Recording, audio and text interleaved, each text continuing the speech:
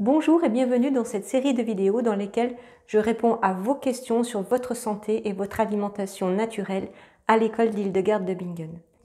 Une précision avant de commencer, je suis naturopathe, je ne suis pas médecin. Mon rôle est de vous conseiller, de vous accompagner, de vous informer. Votre pathologie, quelle qu'elle soit, doit être traitée par un médecin. Voilà qui est dit, nous pouvons commencer. Aujourd'hui, je réponds à la question de l'épopée ludique qui me demande comment gérer les brûlures d'estomac pendant la grossesse. La grossesse est un temps particulier sous tout rapport, d'abord au niveau psychologique, où joie et peut-être angoisse vont se mêler, surtout si c'est votre premier enfant. Et puis même si on a l'habitude de dire que la grossesse n'est pas une maladie, votre corps va vivre de tels bouleversements que vous allez peut-être ressentir des désagréments et notamment des brûlures d'estomac. Dans cette vidéo, je vous donne 10 conseils d'hygiène de vie simples à mettre en place et si cela ne suffit pas, je vous indique 2 solutions inspirées d'Hildegarde de Bingen, faciles, peu coûteuses, super efficaces. Vous n'allez pas en croire vos oreilles.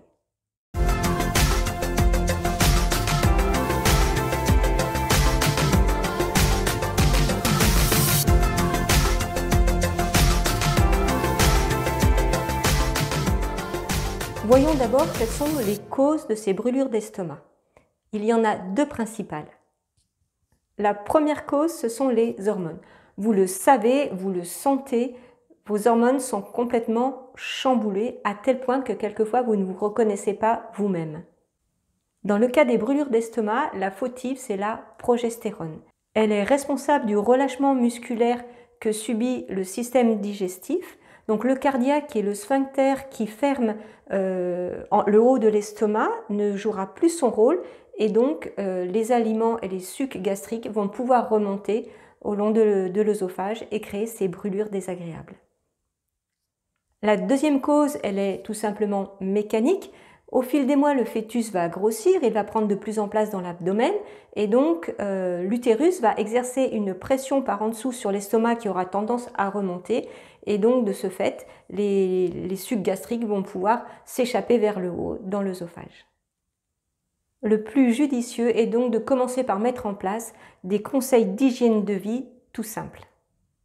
Tenez-vous bien droite lorsque vous mangez pour faciliter la descente des aliments et ne pas comprimer l'estomac. Mangez lentement, mastiquez longuement et surtout faites des repas plus légers, quitte à prendre des collations en milieu de matinée et fin d'après-midi. Fuyez les aliments lourds à digérer, les plats trop gras, les plats en sauce, les viandes faisandées, les plats à base de fromage fondu tels que raclette et autres tartiflettes et les plats épicés.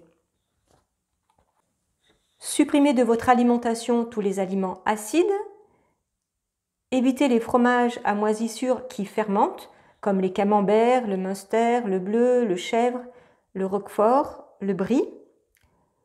J'ai gardé pour la fin de la liste le chocolat. Et oui, le chocolat ne fait pas du bien à votre estomac, mesdames. Buvez peu pendant les repas, mais buvez une tisane chaude par exemple, car Hildegarde nous dit qu'il faut chauffer et humidifier l'estomac pour une bonne digestion. Ne mangez pas dans l'heure qui précède le coucher, que ce soit pour la sieste ou pour la nuit.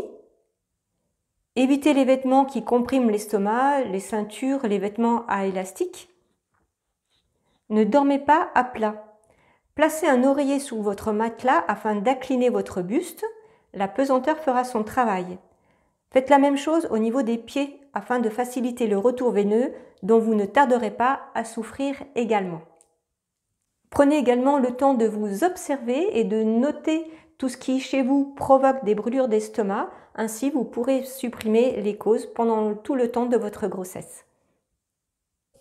Je vais vous donner maintenant 2 conseils d'Hildegarde de Bingen tout aussi simples et faciles à mettre en place.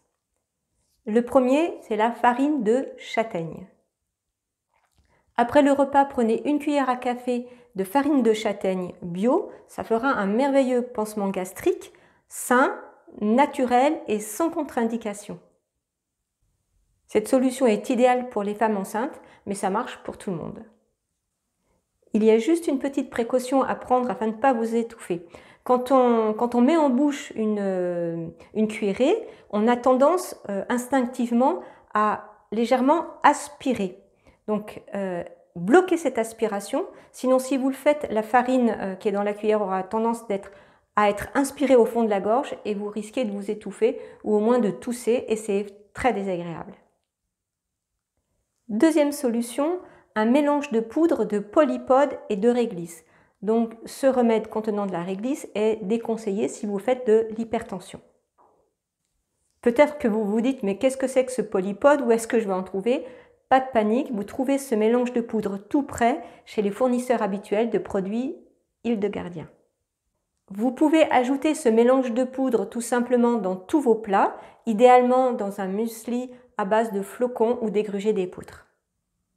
Je vous en supplie, ne vous dites pas c'est trop beau pour être vrai, c'est trop facile pour être vrai.